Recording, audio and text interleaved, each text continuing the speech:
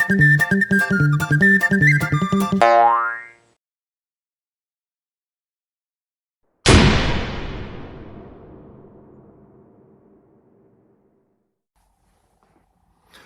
there. On a recent video, which is a bit of a joke video, comedy video, where I was going through 10 more mediocre artists, I had a joke at the expense of Jay-Z, Tupac and Biggie Smalls and the whole genre of rap. And I touched onto a couple of criticisms which seemed to really chime on a whole great big video full of a whole load of bonkers, surreal, stupid stuff.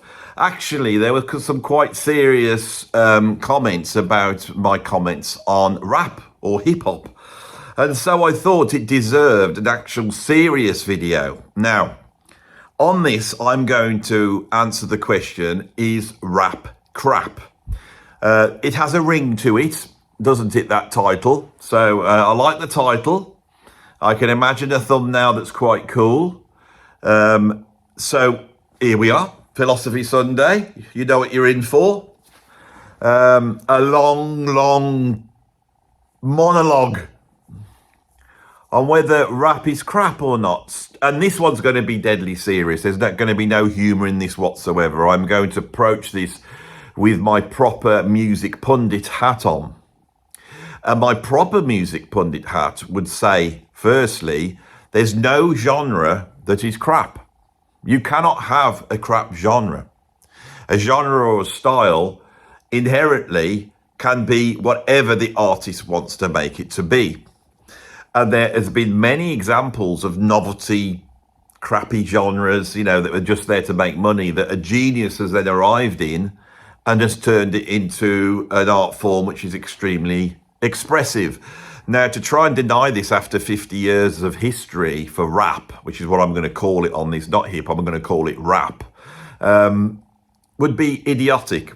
There's too many talented people, too many talented musicians involved, and also it's had too much of a influence on music over the last 50 years to ignore. Now, some of you might think that's a negative influence.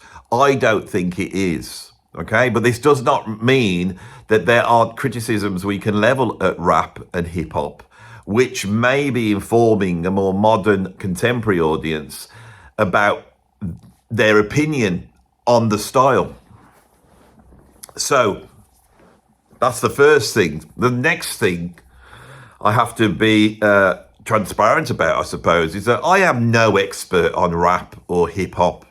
Okay, not only am I not that experienced in the style, but also I am a middle-aged white British man. And of course, in these times, at this point in human history, you know, my race and my background seems to matter, you know. So my opinions will not be judged by some based upon whether they're true or not, or whether they're worthy or there's an interest there. Some people will be completely judging my opinions based upon skin colour, nationality and age. And that is the result of identity politics. Now, anybody who knows me will know I'm not a fan of identity politics. Now, I'm not a fan of identity politics because I like being racist and having a go at the women and the trans people. It's not because of that at all. It's because I think as a set of ideas, they're a bit crap, you know. So if this is identity politics crap, I would be answering yes. But before we get into all this, I do have to address that issue, okay? The truth is, I do have some experience in the world of rap, albeit the world of British rap. And so what I'm going to do is I'm going to tell you a story of my experience with rap. And then from there, I would extrapolate on into the history of rap, ending with a critique of modern rap. Does that sound like a good plan? So I'm doing this like a proper lecture. I've come along, I've laid out what I'm about to do, and I've then broken it into three nice parts. 3 parts, beginning, middle, and the end. So the first part will be my subjective experience of rap. I was born in 1968, so I really got into music around about 1980, exactly at the same time as when rap was emerging. Now, the first rap tracks like the Sugar Hill Gang and Africa Bambaataa, Grandmaster Flash, I wasn't really that aware of. I was much more into my, heavy metal, Venom and Angel Witch and Iron Maiden and Def Leppard. That's what I was listening to. As the 80s went on, we got the semblances of hip hop and rap wafting to us. Maybe it was Debbie Harry with Rapture. Maybe it was Buffalo Girls or whatever it was by Malcolm McLaren. I was a big jazz fan by 1983, 84. So, I loved Rocket. And Rocket seemed to sound like the future. And rap started to emerge. Now, of course, in my position of being, a white British teenager back then in the United Kingdom, the rap I was getting was the stuff that was going into the charts. And the first rap track I ever was aware of, really, was Just Buggin' by Whistle. Tell me, girl, now is it true that you love for me just to talk to you? For you to be my girl and I'll be your man. You be mine, not just another fan. Now, sounding like Inspector Gadget, but I can't quite sing it. Now, Just Buggin' was almost like a novelty single. So my perception of rap was there was this fun music coming out of America, and it was funny and cool. It wasn't like proper music. It was novelty music. Was I aware of the message back then by Grandmaster Flash? I must have heard it. And I do remember hearing that, but to me, I perceived that as like a monologue. It was, but again, it seemed like a novelty record. It all seems like novelty records to me. I wasn't particularly interested in what they were doing. I didn't really listen to it. I wasn't aware of how the records were created. I was pretty aware there was no guitar, bass and drums, so I wasn't really interested. As my taste developed through the 1980s, I went from heavy metal to progressive rock, from progressive rock to jazz rock, and then jazz rock to jazz. By the middle of the 80s, I'd say about 85, 86, I was heavily into my jazz fusion and jazz. And I'm afraid I had fallen down the rabbit hole of that sort of easy listening, middle of the road GRP shite. And I was buying record after record by John Patitucci and Eric Marienthal and Dave Grusin and Lee Ritner. And I was sitting there, as a young man, not really questioning the artistic validity of these records, but just listening to the playing, which was immense. Vinnie Colaiuta was amazing. That's what I was into. So one night, I'm sat there listening to my GRP jazz in my bedroom, and my brother, who was a few years younger than me, had gone and bought Public Enemy's second album. It Takes a Nation of Millions to Hold Us Back. And I can remember being quite niggled by it, because it just sounded like people shouting over a car alarm going off to me. There's all this noise. I was trying to listen to my jazz, and my brother had all this noise coming out of his bedroom. And I can remember thinking, what the hell's that? And at the same time, the Beastie Boys came out. And the Beastie Boys, I can remember hearing when I was at college. I quite liked that because it had Slayer samples and the Van Halen samples, There was also Tone Loc who'd come out with his album, Funky Cold Medina. Now, I quite liked those, but I didn't see them as being proper music. There was nothing good about it. I've always had a liking of cheesy pop music, and I can appreciate that, you see. And so I was quite niggled by this Public Enemy album. It didn't seem fun like the Beastie Boys. It seemed like angry and shouty, and all that type of thing. And then they started to get a lot of newsworthiness because they were coming over and they were stood there with the guns, and they looked like a bit sort of, Black Power, Spike Lee, something's got to give. All that's happening at the time. One day, I'm sat there and I had a thought. I thought, maybe, just maybe, my middle-of-the-road jazz rock fusion that I'm listening to is not actually artistically as good as what this rap is, because this rap sounds really out there, and it's got all sorts of samples coming in, and some of those samples were cool. There seemed to be like a I could hear a link between free jazz and especially the sort of more protesty end of free jazz, the Archie Shepps, the Albert Eilers that I was really into. I could hear an aspect of that in this Public Enemy album, so I went and grabbed it and put it on. And at that moment, sat there reading the lyrics of Chuck D, it was at once very funny, it was very entertaining, it was hard-hitting, like a heavy metal record, it was hard-hitting. And also Chuck D was really coming from a highly intelligent place. Playing ain't dope, the follower of Farrakhan. Don't tell me that you understand until you hear the man. The book up the new school rap game. Writers treat me like Coltrane, insane.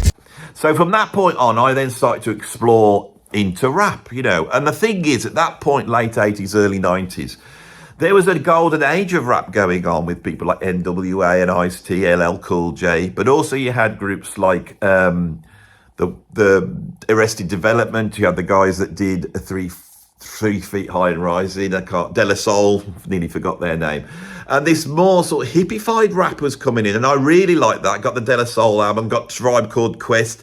The jazz started to come in, and then you start to see this sort of jazz crossover, and I deeply got into the grooves.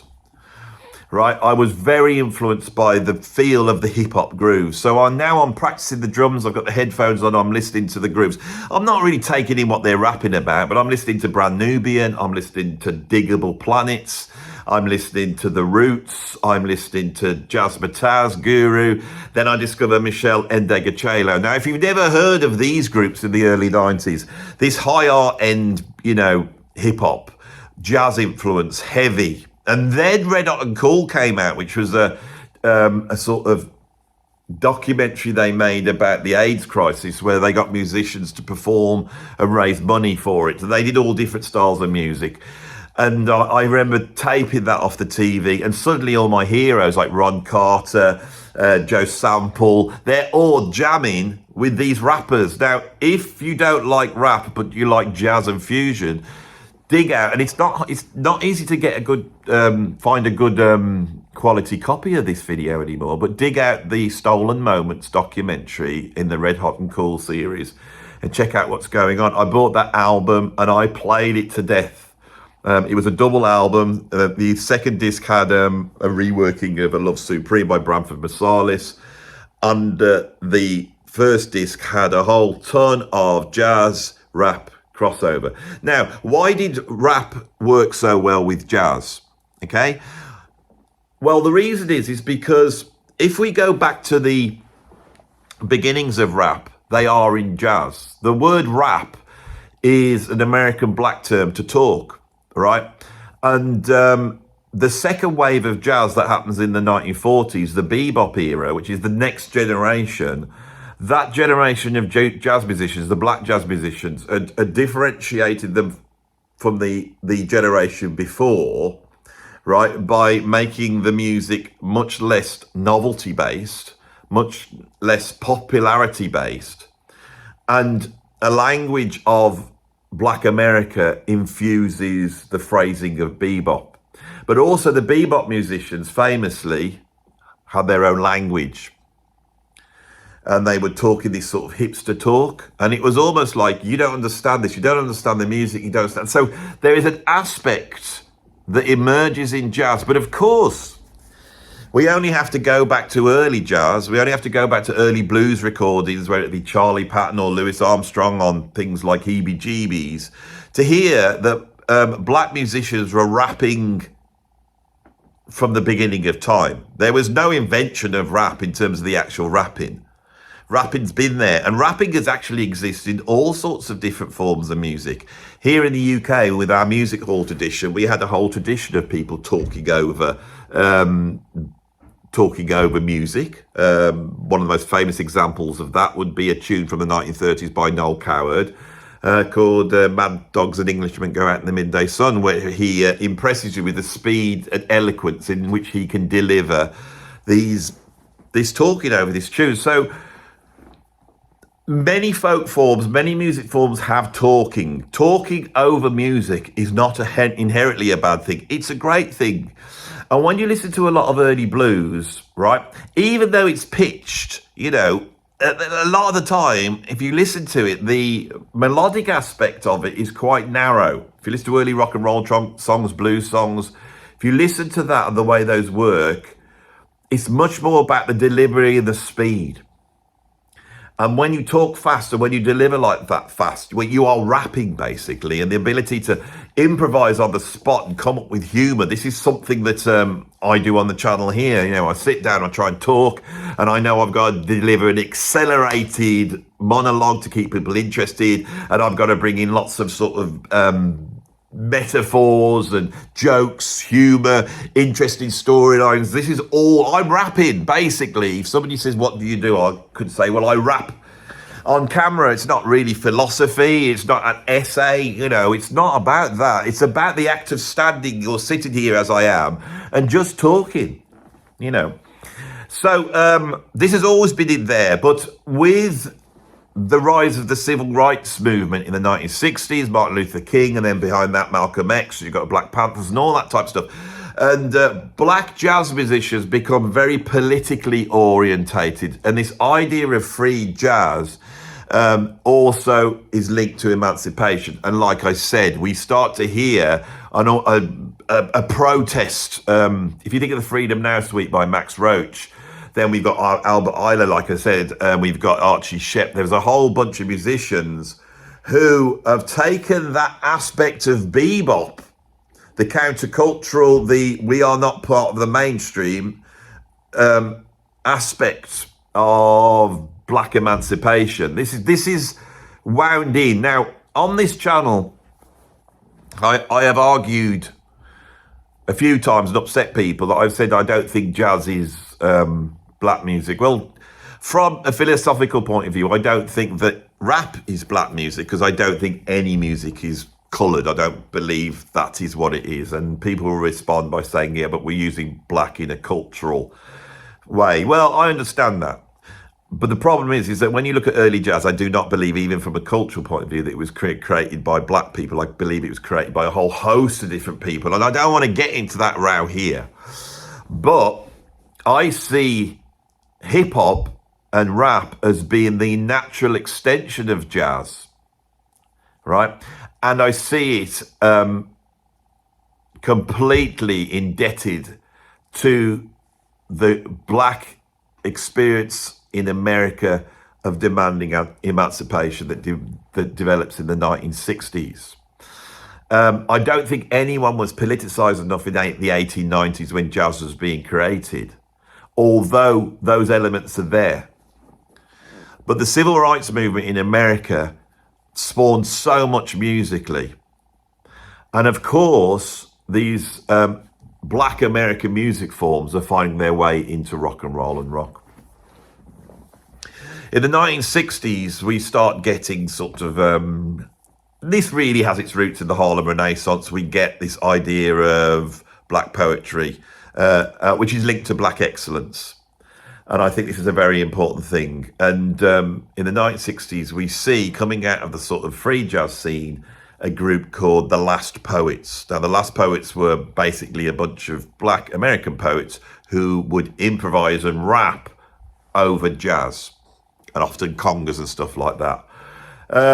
That for me is where it starts, okay?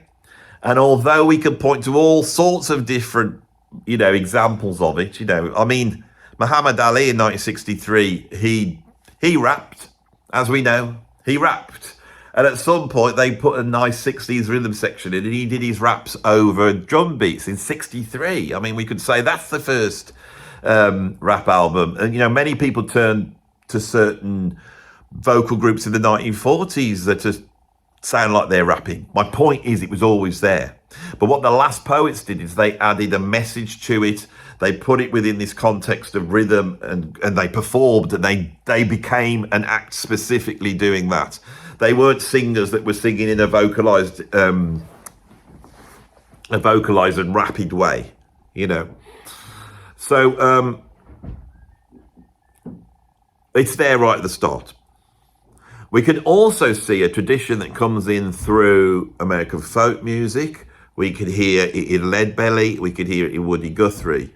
And I think when Bob Dylan goes electric and he does the tune Subterranean Blues, I mean, there's three tunes for me by Bob Dylan. I can't stick Bob Dylan, but there are three tunes that are so mighty. The first is The Answer My Friend Is Blowing in the Wind. The third one is Like a Rolling Stone. And the middle one is Subterranean Blues. Now, if Subterranean Blues is a rap, I don't know what is. But of course, this is entirely coming from African-American music. That's where it comes from. I'm really trying to stress here that if you're into jazz and you're into soul and you're into gospel, you have to understand that rap was always there. And at the center of this was the church. And at the center of this was the preacher. And the preacher would stand up and there would be a relationship between the preacher and the preached to, who would shout call and response based upon, the work songs that came from slavery.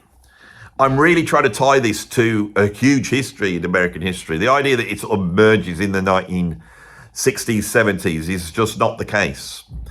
But we have to understand the history to really understand what we've got going on here. I want to go back to this idea of excellence and this idea of being African American, which is an idea I don't think really emerges in the way we understand it now to the 60s after the civil rights movement. That Black Americans have been geniuses at taking novelty forms, getting in there, and because they couldn't express themselves in the normal European whites, if you want to call them, art forms, they take that form and they turn it into something which is profound. I believe, and this is why I've always argued that jazz is not black music, that there was a shift in black consciousness in the 1920s. The Harlem Renaissance emerged out of that, and also certain musicians were able to take jazz and within that turn it into an extremely modern, futuristic and profound art form. Okay? The blues, which was basically American folk music, is energized by jazz. Jazz is the nuclear reactor. Geniuses emerge in that, and because that is their only outlet, right? And because they're geniuses, because one of the things that never happens when you start to look at this sort of epochal view of music history, we always forget the individual geniuses. If Louis Armstrong hadn't been born, or we hadn't picked up a cornet in 1912 or whenever it is, we may not have had any of it. It was down to him and what was in his head. And that's got nothing to do with culture or colour. It's to do with him, his genius, right? And so what we see, this black politicized poetry over the top of jazz, but that is not what we mean by rap or hip hop. There's a certain number of things that have to come into place. The Last Poets influence a whole bunch of pop acts, soul acts, and we can hear Gil Scott-Heron with his rip-off really of the Last Poets with his The Revolution Will Not Be Televised, which is almost like a carbon copy of a similar tune by the Last Poets. But again, these are people talking over the top of drum beats of a band. That is not really where the revolution happens with hip hop. In France, in the war, when the Nazis took over from France, it was very difficult for musicians to work, and it was very difficult for venues to put bands on. And so they decided to start playing records in clubs. People would go out and dance to records, right? This had never really happened before. This happened in the 1940s. And of course, the French, being the French, they decided to take the word bibliothèque, which means library, where you got a whole ton of books, and they came up with discotheque. This idea that you could dance to records. Now, my parents who grew up in the 1950s, if they went out dancing, they were dancing to a big band. You know, even in the 60s and 70s, a lot of rock people expected to see a live band. If you are living in, say, New York in the 1970s, right, where are the clubs for you to go and see that? Now, you can go out and buy a ticket and maybe go and see Kool of the Gang, you know, or Earth, Wind and Fire, and that's great. But people are having parties. And in having parties, they are sticking a turntable on, and then the DJ, as DJs do all over the world, will talk in between the tracks, you know. And all of us have gone to a wedding, you know, and have some bloke go and say, well, that was Agadoo, that was great. Now we're going to play Brown Eyed Girl for all the people who just love Van Morrison, which is not me, by the way. So, you know, the MC chats over it. And then a genius like Louis Armstrong comes in, DJ Cool Herc, who's a DJ playing these parties. And he's noticing that when he puts certain records on, when they get to the middle bit, he's thinking, they go nuts. A lot of these funky records, they've got a middle section where they'll just go down and get really down and dirty, and the audience love that. And he has this mad idea. Instead of having one turntable, he could have two turntables, and he could play that bit, the breakdown, and then when it comes to the end, he could transfer over to another another turntable with a fader and play that. And then while that's playing, now of course this required a huge amount of skill, and I believe the skill required to do that was incredibly profound, because now you could take 20th century music and in front of someone's eyes you could transform it. Now what jazz did in the beginning of the 20th century is the improvisational form of jazz allowed you to take popular songs, musicals, marches, the blues, whatever it is, pour that into the nuclear reactor of jazz and create new things. The same happens with the two turntables. Now you could take records and you could start to transform them. You can use the fader as a musical instrument. And this is unbelievably skilled. It's more skilled. There's way more skill required in cutting between two turntables than there is learning 3 or 4 chords and joining a punk band. Come on, let's be serious about this. Once you're cutting back and forth, once you've got on that James Brown beat, you know, once you've got your funky drummer and you're just cutting back over and over again between that beat, it's great, but what are you going to fill it up with? Well, there's an MC there, isn't it? And the MC took the Last Poets and he starts to rap. They start to rap over those breaks, okay? Now, those breaks, if you're dancing to that, you can become acrobatic in your dancing, right? And then you have the break dance. At the same time, graffiti art is growing at the same time, and that turns into an art form. And the idea of the tag, your name, and you having a name, obviously with rock music, if you looked at Led Zeppelin, it was Robert Plant, Jimmy Page, John Paul Jones, John Bonham. That's all their names, except for John Paul Jones, he was called John Baldwin. But with rap, hip-hop, right from the beginning, there's this alter ego coming. This may have come from, you know, Parliament Funkadelic and that whole sort of science fiction, you know, archetypal alter ego thing that's going on. There's a whole bunch of influences pouring into this once this is created. But the thing you have to understand is this idea of black excellence. And this is me arguing against those who think that rap is crap. Out of this comes almost like 4 or 5 distinct, highly expressive art forms that required a huge amount of skill. There is the rapping, freestyle rapping, being able to make stuff up on the spot, being able to battle somebody else doing that. There is the scratch DJing, not just the mix DJing, but the scratch DJing, and being able to move between the two and do all the skills that happen there. You have the breakdancing, which is an incredibly, you know, not only highly skilled, but never been seen before style of dancing. Then you get the graffiti art. All of these are skill-based art forms, and all of these is a place where, you know, black people that were still under a pretty repressive society back then were able to not only show off their skills but compete against each other. And around about this time, there's a number of things that are very interesting. Out in Europe, coming out of the prog scene, we have Kraftwerk. They're using machines. People start putting those same machines up, and they've now got those. So you're now scratching, but you've also got drum machines coming into the mix, right? You've got like analog synths coming into the mix. That's a very important thing coming in from Kraftwerk. I think Kraftwerk, the DNA of Kraftwerk in hip hop is you can't really play it down. It's an incredible influence there. Afrika Bambaataa, who since has been a little bit, maligned. He got up to something dodgy, so people don't talk about him that much. But the fact is he was able to take, rival gangs, and rather than get them fighting, they would then literally battle using these skill sets, right? This is an incredibly powerful, expressive form of music. Now, can we measure it from the sort of rock band or jazz thing? No, because they're not playing guitar, bass, and drums. The virtuosity is coming from the ability to play a turntable, to improvise on the spot. Now, I'm going to stop my little history there, because up until there, that's very interesting, isn't it? These records start to come out. Grandmaster Flash brings the message out. I think that was in 1981 or something like that. It's a masterpiece.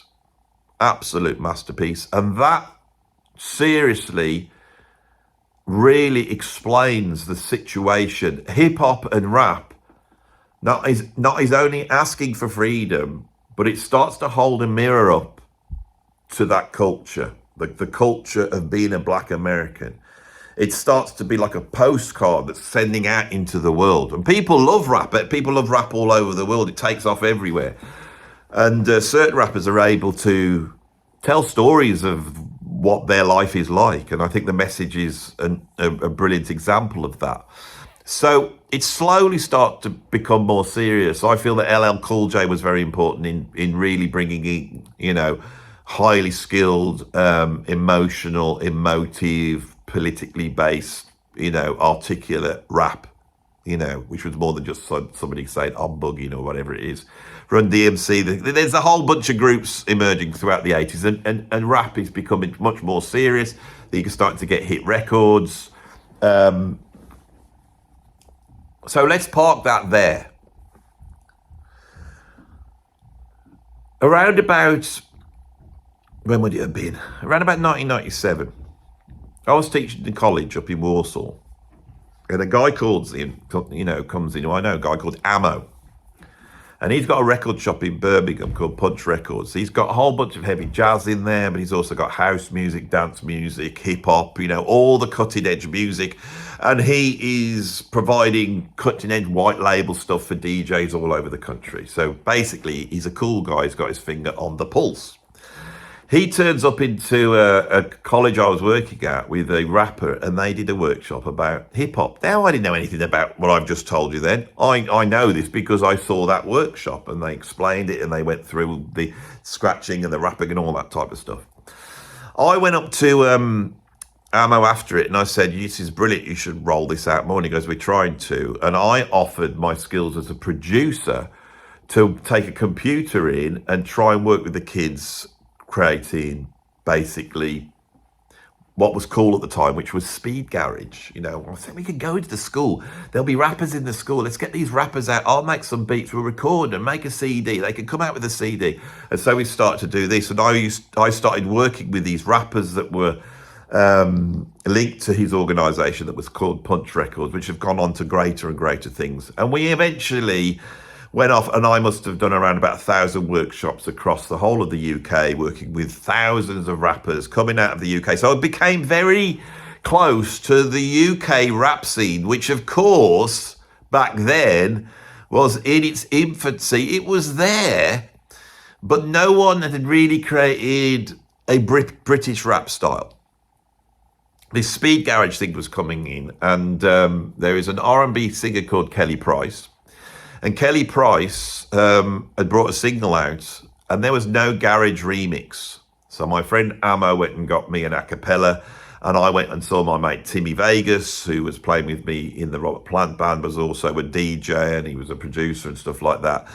And we made a white label version of this Kelly Price tune. That went out, and it became played. It got played. It made I think it went #1 in one of the white label charts in one of the magazines. From then on, we started to get asked to do remixing, and so I spent some time being a garage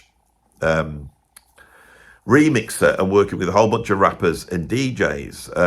At that time, you had people like So Solid Crew, More Fire Crew, and I was part of that scene, albeit right on the edges, but I was producing stuff. The group that I had with Timmy Vegas went on to have a huge hit record with a tune under the name Soul Central with a tune called Strings of Life. I'm Stronger on My Own. That was one record I wasn't involved in the making of, even though Tim had offered me to come in and do it. Because at that point, I was getting a bit sort of fed up with the whole thing, you know.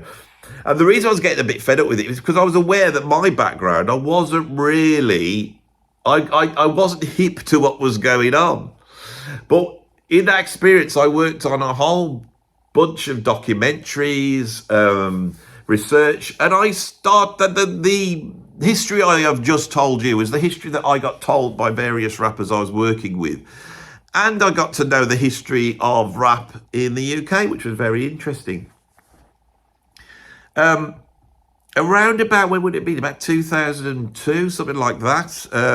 Ammo called me up and he got a production job for me, and it was this group called The Streets. And basically the Streets has split in two. The two rappers had gone off and I started working with them, making tracks with them. And the Mike Skinner, who was the producer guy for them, had gone off on his own and he decided to rap. I spoke with those guys and they said that, you know, they were true. I mean, they used to come around and put on Tribe Called Quest, you know, they used to put on all the, you know, heavyweight rap groups where they come around to see me. But they'd been very influenced by Blur with their Park Life record. And when Phil Daniels comes out on that and he talks about walking around the park and feeding the pigeons in this sort of Cockney accent, they realised that this was a sort of British rap. Of course, he got it from Ian Dury, a whole host of British musicians that had come out, and it's coming out of the music hall tradition, you know. And so they were rapping in this sort of Cockney style. Mike Skinner got the deal. We never did. Mike Skinner, I think because Mike wasn't a rapper, the two guys I was working with were virtuoso rappers, and it still had a lot of reliance on American rap. But Mike was much more, I would call it great, but a naive rapper. But the subject matter was very similar that they were rapping about. And then you get this sort of UK rap being born, where people are rapping in their own accents. It's talking more about British concerns, and it's much more tied in to a history of British electronic music, which starts off with the US garage, runs into UK speed garage, garage then came into like a two-step sound. Then the two-step sound ran into like a dubstep sound. You had jungle, drum and bass, and two-step mix come up, and then you get this dub thing, you get dubstep. And then I can remember working, I was working with a bunch of kids, and they were really, they were scary. These kids were right from a very urban area of Birmingham, and they were making production on PlayStation. I got a big computer with Cubase, and I got all the Reason, and I was doing all that stuff, and they came in with these PlayStation tracks. And it sounded pretty rough to me, and I didn't realise that this was the beginning of a lot more newer production that has now come through. Now, that is my credentials. I did work in it, and I worked with rappers. I've worked with probably, I would say, 1,000 rappers, including some of the great rappers in the UK. And I was there, you know, going down to the Ammo at Punch Records, grabbing a whole bunch of white labels, coming back, studying them, listening to what was going on the cutting edge of production. I got really into Todd Edwards, who was a dance music producer that had come out of Chicago, and he was cutting up vocals, and I really got into cut up vocals. And this is what I was in. This is where I come from. And so I've got some idea of it. I worked in it. I worked with rappers who could walk into a room and say to everyone sat in that room, put your hands in your pockets and pull something out. And then they would go along rapping about whatever they had in their hands at high speed, but making you laugh, cracking jokes, playing mind games, word games, insulting you, taking you down, lifting you back up, taking you down. The invention was incredible. So I am never going to say that this is an easy, it's incredible. I can't tell you how highly skilled it is. These rappers would walk around with thesauruses in their pockets. They were studying the articulate structure of language so they could play games with it. Incredible. I worked with, I did a gig once with, I think it may have been the Scratch Pickles, they came over to Birmingham and I played drums with them. And these guys could put 2 turntables down and with just 2 records create this incredible music, scratching. If you've seen what scratch DJs do, it's unbelievable, right? The producers that were cutting edge back then. We had basic Cubase running that as a sequencer. We had Nakai sampler. We had a mixing desk. We could record a couple of tracks on a Mac. And we were having to pull all that together. And the Nakai sampler, these people were taking it and basically creating what we have now. But back then it was difficult. Back then to try and get an Nakai sampler working with the samples, to get all your samples in there, get your raps in there, be mixing on the spot, you know, all these things that were really, really hard. And when you go back and listen to what's going on, you know, on those Tribe Called Quest albums or the early Busta Rhymes stuff, all of that incredible stuff, the production's incredible. And it was groundbreaking. And the thing is, it didn't require a band. Hip hop came along and went, we don't need a band. We've got enough beats as it is. Why would we want you drumming when I could just go and grab Bernard Purdie, you know, create a loop of him and I can rap over Bernard Purdie, right? I was told by a rap group I was working with once, they said, great rap is this. It's a great beat. And by that, they mean Steve Gadd, James Brown, you know, Clyde Stubblefield, whatever. It's an incredible beat, iconic sample. Maybe it's, you know, Alfred Hitchcock, Bernard Herrmann. You know, maybe it's a James Bond sample. You take your iconic sample. This is when you could sample and no one cared about it. Great beat. Then it's down to what you say, which was called the lyrics. The lyrics, right? You're spitting bars, but in the bars you are saying lyrics. And those lyrics, it's down to what you say. So I started to listen to rappers, and some of them were deep, political, like Chuck D. Some of them were just virtuosos, or they could spin at speed, cracking jokes at every instant, like Busta Rhymes, you know. Some of them were poetic. You know, I think of Michelle Ndegeocello as being that type of a rapper. And she was also a virtuoso musician, incredible bass player, jazz musician. And that was the other thing, the roots emerged, and we actually had a lot of real instruments coming in to rap and hip hop in the early 90s. What the hell happened? A few years ago, I went to a mate of mine who was really knowledgeable on cutting edge rap and hip hop. And I said, everything I'm hearing sounds terrible. Play me some stuff. He gave me a whole bunch of stuff and I wasn't that impressed. There was one album that came out in 2015 by Kendrick Lamar called To Pimp a Butterfly. And Kendrick had come out of that whole gangster rap scene, but he decided he wanted, and this is what hip hop can do. Every now and then, it's as though they get the machine and they can just turn it around and create new things out of it. And that album created a whole bunch of new things and sort of brought jazz and virtuosity back into hip hop.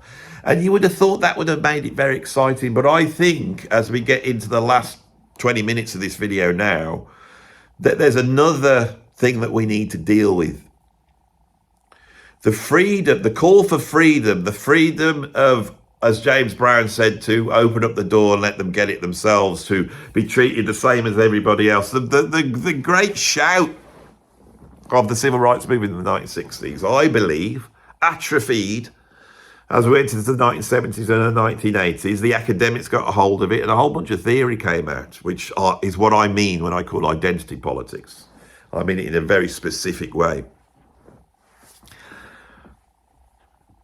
With the rise of Ice-T, NWA, to some extent Public Enemy, you have these ideas of this postcard from the ghetto, you know, and with the emergence of the grunge bands like Nirvana and Soundgarden, there was a sort of white middle class, disaffected youth, angry at the fact that they were middle class, and they looked to these guys coming from the ghettos. And I think they started to buy these records in quite a voyeuristic way. And they wanted to hear not so much about how terrible it was and why something should be done about this and the experiences they're having and all this. They were enjoying the stories of people being killed and people, you know, on drugs, people having sex with women, as most boys are. And so the machine starts to feed that.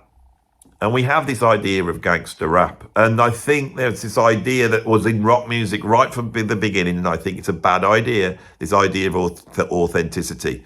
If someone's fake, then that's not good. Right? Now, when I listen to someone like Kate Bush, I think, well, Kate Bush is a fake. She is not bloody Kathy in Wuthering Heights, She is not a ghost in some house, She is not a Vietnamese fighting the Americans. She was an artist, and I think fakery is part of artistry.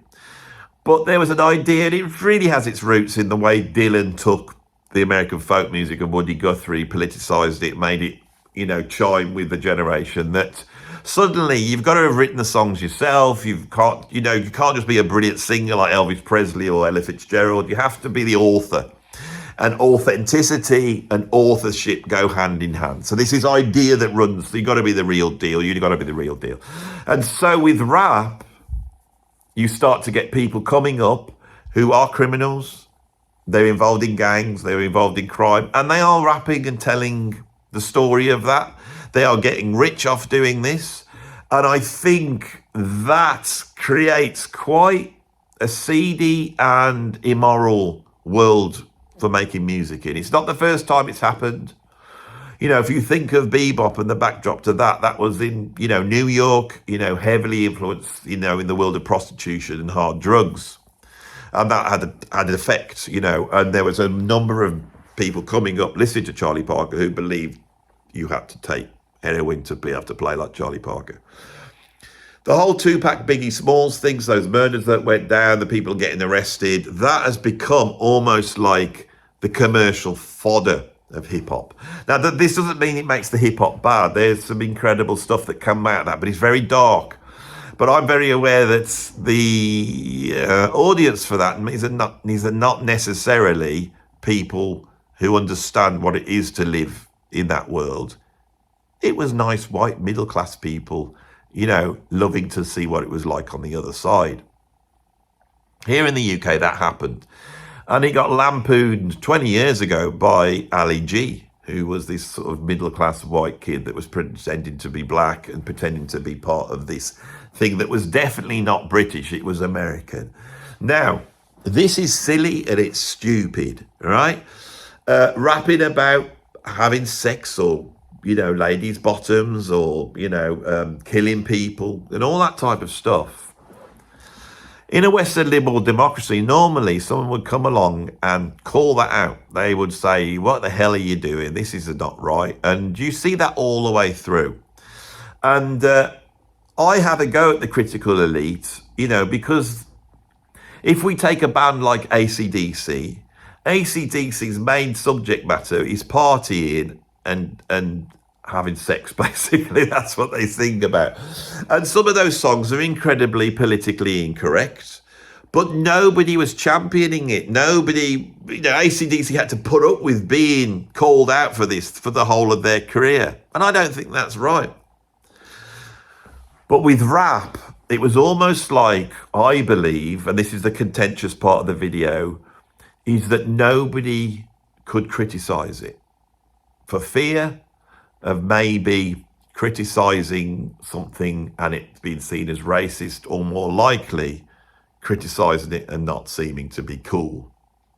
And as with most art forms, once you've gone past that novelty bit, then you go into the sort of profound bit where all the art's happening. After that, people start to recognise the artistry and they start to fake it. And in faking it, you get this sort of emperor's new clothes phenomenon. Now, the thing with African-American music is the most profound influence on American popular music forms is minstrelsy. And the reason for that is because minstrelsy was the biggest sort of theatrical music form throughout the 1890s in America. It was huge. The first superstars that were African-American were minstrels. The first black millionaires within the realm of minstrelsy. And minstrelsy was like a parody of blackness. And actually, when people start to, and this is another reason why I think it's difficult to discuss blackness. I tried to do a video on it, and I tried my best to do it, to champion all the incredible things that we associate with blackness and how that is allied to music and the art form. But there's something else as well.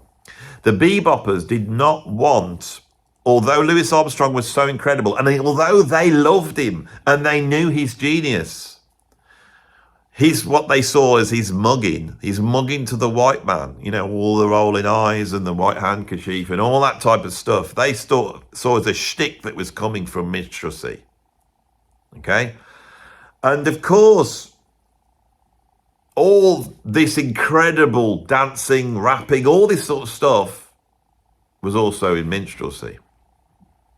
Minstrelsy could well have, a lot of it could well have its roots in the cakewalk, which was a dance that African American slaves would do.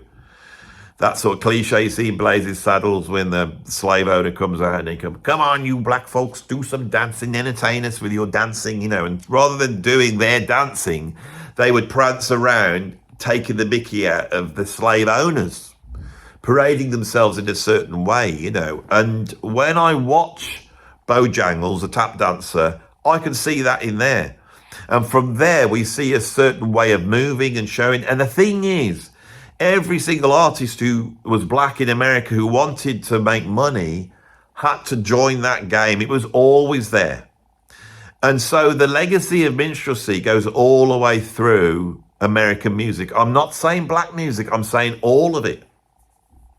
So when British people start to ape black American music, you know, some of those early rhythm and blues bands, especially the Rolling Stones, if you look at someone like Mick Jagger is prancing about, you know, doing the minstrel show. Everything is there except for blackface, which of course has been demonized. Blackface is terrible, but all the other aspects of minstrelsy are still there because people aren't intellectual enough, they don't understand the history enough to spot it. And in a way, I don't want to criticize it because it's so embedded into genius black music. It's in there as well, right? But the fact is, there is that seed of the rest of the world looking in through this window and going, oh my God, look what the black people are up to now. And I think that lack of the ability to critique this music form that has emerged over the last, it could be 30 or 40 years, it's slowly coming, has meant that intelligent rap, creative rap has been pushed underground. It's all still there, it's all properly there. But now what we have is a parade of women standing up and rapping in highly sexualized subjects and making themselves highly sexualized, which is I don't think, I mean, I'm coming off like an old man now, but I can't see how this is good for society. I don't believe music's there to be good for society, and I'm not that type of person, but it's the lack of critique. And of course, that gangster rap now thing has been packaged up, and you know, there are millions of being spent on videos of people driving along with cars bumping up and down, and they're blowing their marijuana smoke into the thing while they got loads of women around them and they throw their cash around. And the whole thing is being justified with some sort of ironic, you know, this is a postcard from it's not. And the true wretchedness has recently been exposed, I think, first with the fact that Kanye West is not a musical genius. He's not. He's a talented producer. His main claim to fame is the fact that he went back to sampling old soul records. That's what he started doing. As a rapper, he's not particularly good. But once he got to that position, he has courted the establishment almost like a conceptual artist, blowing their minds with one thing after another. I think they've let him go now. But there was one point where they were fooled by it. They were fooled by the pretend artistry. He played them and he exposed that. Expose the barrenness of people who can't actually judge something and go, is this any good, really? And of course, now we've got the no talent, which is Puff Daddy, who came to fame when his friend Biggie Smalls was shot and murdered in some gang warfare thing.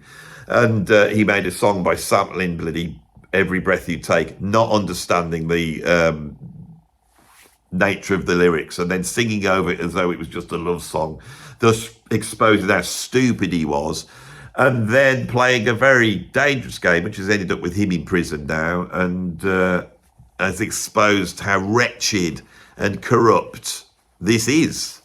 This, not all of it, but it's become a wretched and corrupt genre which nobody is allowed to shout out. I'm very aware that I can sit here, criticise Van Morrison or the Grateful Dead or Velvet Underground. I can do all that and say the worst things ever. I know that, and I'm doing it for a joke. Van Morrison is one of the great 1960s artists. I'll tell you, I'd be serious on here. Grateful Dead were improvising away, which was very, very influential. Almost like, it's like the Ornette Coleman, it's the Ornettifist. Oh, God, I can't get that. I'm making up a word. See, I can't do it. It's hard to do that. But they basically took the brilliance of Ornette Coleman and channeled it through rock music, invented an improvisatory style, which is incredible. Velvet Underground, one of the most important bands in the history, you know, proto-punk. I don't get all this. I'm not stupid, right? But here I am calling out hip-hop and saying it's corrupt. It's morally bankrupt. Right, they are no longer just taking a great sample and a great drum beat. It's just the same bit of production. It's the same 808. It's the same bass sounds. You get yourself an MPC, which is a little thing with all buttons on, and anybody can do it. Anybody can do it. And then the rapping is basically someone just rapping into, you know, a pitch correction and just boasting. And the rap isn't very good. All the old school rappers are turning around and go, what's going on with these new rappers? There are incredible new rappers coming out, and they are skilled, but they sort of, to me, are trapped within a genre that dictates that they have to be shocking, sexual, talk about killing people, talk about drugs, right? And if they don't do that, it's not seen as being cool. And I have to be honest, because this music has gone down to the lowest common denominator, the people who are listening to this are basically, if they're not children, intellectually they're, aesthetically and intellectually they may as well be. So this music is not really hitting very high creatively. Now, the only way I could go any further than that on this video would be to take a modern hip hop record and analyse it and go through it, right, and point out what I hear, which I don't hear if I go back to all the great stuff I've been describing. So that, I think, is now beyond the scope of this video, which was for me to, for those that know nothing about it, do a sort of potted Andy Edwards history of it, talk about the incredible things that are in it, but also point out that it's pretty cruddy now. Now, I spent 6 months, when the kids were little, a few years back, I'd put them to bed, and then I'd put on the hip-hop show on Radio 1. And I'd listen to the whole show. I listened to everything. Months and months of it. You know my conclusion? Every now and then there's quite an interesting track, but on the whole, I hated every aspect of it. And I am not someone who hates rap. Okay? So, what more can I say? What more can I say? I think I've got to the end of this. We're done. I hope that was enlightening. I do apologise for being white and British and male and you know, describing it from my perspective. I might got some bits wrong, you know. I've got some knowledge of music. I'm right at the limits of what I've got here, but I did want to do that talk and seriously do it without any humour, just to try and explain my position on it. Because if you're expecting me to come in and chime in and you go, yeah, all rap's terrible, it's rubbish, I'm not going to. They are, the skills of that belong in hip hop are incredibly skilled. That's the whole point. And if you don't understand that, then you don't understand it. It's better to just keep stum, because you don't understand what we're dealing with here. This is highly skilled. It's the improvisational nuclear reactor aspect of jazz died in the 1970s. Jazz went up its own arse, and then you get Wynton Marsalis coming out with a suit and playing, pretending it's 1962. It stopped. All the innovations of the fusion guys went off into pop music, rock music, electro, and they all went off into dance music and hip hop. You know, the nuclear reactor, the creative powerhouse that was in jazz went into hip hop, and I think it lived there to around about 1995.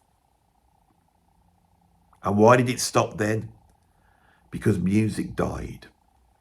But of course, that's another video. If you like this video, stick a like on it. If you want to see some more, subscribe. If you want to become a patron, you become a free member or paid up member. Got loads of content up there at the moment, including my uncensored Brummy Dave's heavy metal video show, because YouTube bloody butchered that one.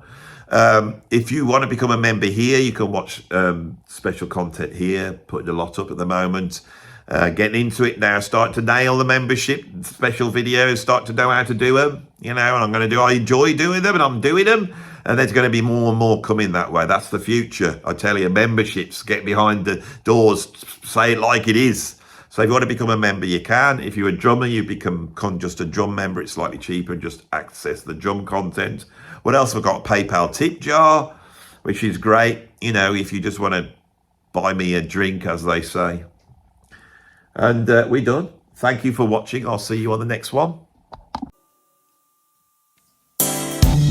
As comfortable as you were, if words were making sense as slurs, then what you might have seen might be reality if your visions